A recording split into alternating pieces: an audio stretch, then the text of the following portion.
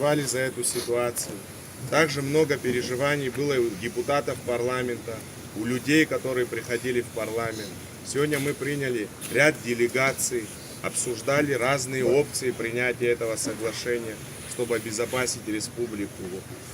Ну, как вам известно, первая опция, связанная с координатами, она была принята российской стороной, и мы ее получили. Вопрос оставался за опцией, связанной с третьими лицами.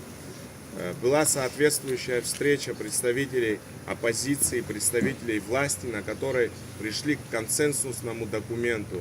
Это внесение изменений в соответствующие законы. Это закон о международных договорах, Гражданский кодекс и специальный конституционный закон, который касается именно передачи государственной дачи, где указано, что в случае передачи третьим лицам соглашение расторгается и собственность возвращается Республике Абхазия. Такое консенсусное решение было обсуждено представителями оппозиционных сил и представителями власти. Впоследствии это решение принесли в парламент, и мы начали обсуждение с депутатами.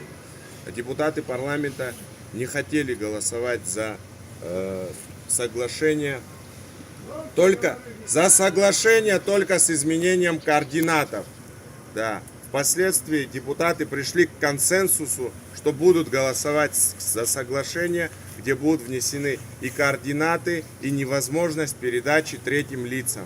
Мы приняли 3 закона соответствующих, а впоследствии сейчас, как вам известно, проходила внеочередная сессия парламента, на ней присутствовало 28 депутатов парламента, значит, и мы приняли 3 этих закона и ратифицировали соглашение по госдаче Пицунда 26 голосами. Да.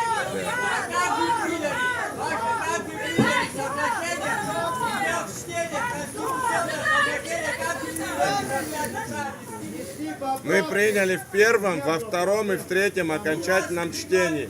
Субъект предложил. И все это в закрытом режиме? 25 человек проголосовало. Илья Чичикович, мы регламент не нарушали никогда. И вы это знаете. Регламент. Мы все соизмерили с Конституцией, Илья.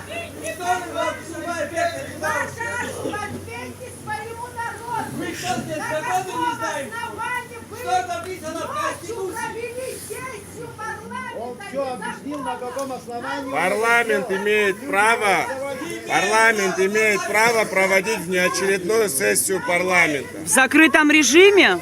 Нет, оно было в открытом режиме. Журналистов почему не допустили? Это было решение депутатов, решение на основании регламента можно принять. Асида Георгиевна, мы лучше знаем немножко регламент, наверное, да. Это ваше мнение, Асида Георгиевна. Уважаемые друзья, я прошу не обострять ситуацию и разойтись. Спасибо. Спасибо. Спасибо за внимание.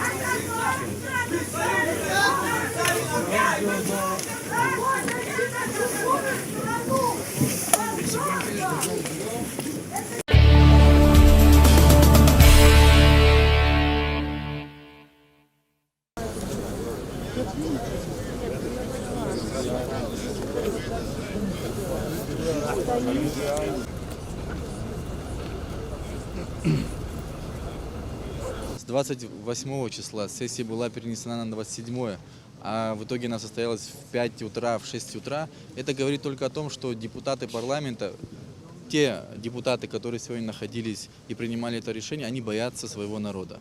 Они боялись, что здесь соберется больше людей, что будет оказано давление, поэтому торопились принять незаконное решение. По факту они сегодня просто отменили понятие «закон». Они поставили себя выше, чем закон, они поставили выше, чем Конституция, выше, чем народ. Они еще продемонстрировали, что, наверное, что-то на них такое давит, что заставляет их принимать решение. Вот может человек бежать 100-метровку за 1 секунду, он не может пробежать. Вот так же конституционный закон не может парламент принять за 1 сессию. Поэтому здесь как бы говорить больше не о чем. Здесь народ должен понимать, что Нас ждут тяжелые времена, и мы должны это осознать. Видимо, сейчас появится информация о том, что ратифицировано соглашение. Мое мнение заключается в том, что если люди знали, что сегодня будет ратификация, и многие сюда собирались, мы, наверное, не должны им говорить, чтобы они не приходили. И я считаю, что акцию надо продолжать, для того, чтобы понимать, что нам дальше делать с позицией власти, которая не слышит вообще свое население. Как мы видим, сегодня состоялась ратификация вопреки всем правилам, вопреки законодательству, вопреки регламенту парламента.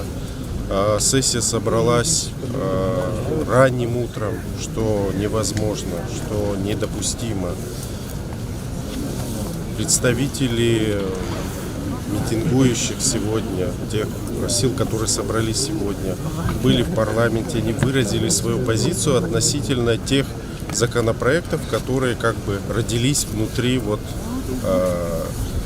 за стенами парламента. Да? Эти законопроекты были исключительно подготовлены теми людьми, которые находятся там за стенами парламента, это представители исполнительной власти. Эти законопроекты, они призваны закамуфлировать то решение, чтобы оно не выглядело таким позорным, каким оно является по своей сути. Оно действительно позорное, и этим они будут прикрываться, о том, что они якобы пошли навстречу общественности. Но эти положения, они не будут действовать, да, потому что есть разные варианты, как их обойти. И это важное положение, которое содержится в том конституционном законе, который сейчас был принят. Да? Это даже сложно объяснить, какую схему они предложили, потому что она такая сложная и, конечно, родилась в головах каких-то изощренных и не совсем нормальных людей, с моей точки зрения.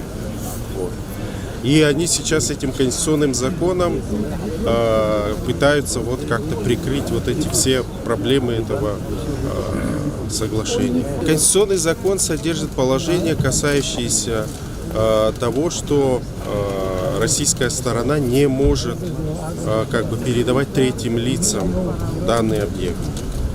Если это произойдет, то абхазская сторона имеет право денонсировать и вернуть себе собственность.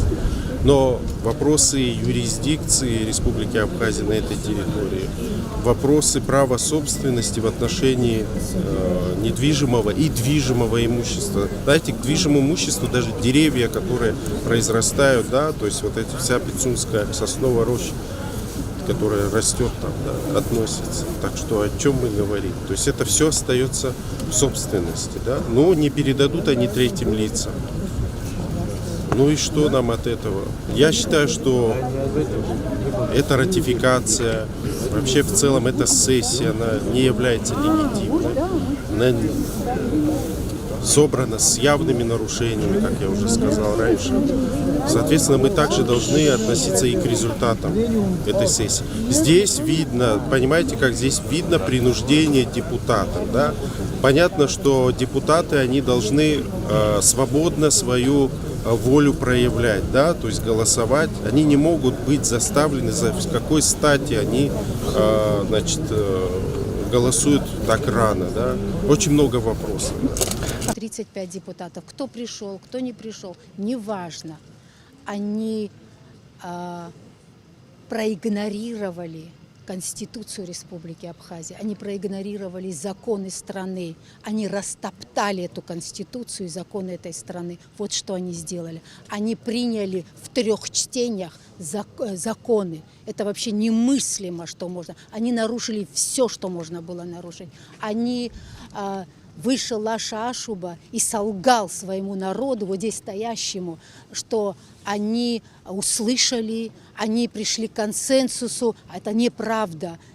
Представители, да, которые пришли туда, они сказали, что те поправки, то решение, которое они предлагали принять закон, да, вот и регулирующие эти вопросы, им сказали, что это не решает эту проблему, суть вопроса не решает, что вот, и поэтому они знали, что другая позиция у тех, кто пришел от народа, да, и они врут сегодня, не стесняясь, да, на всю страну.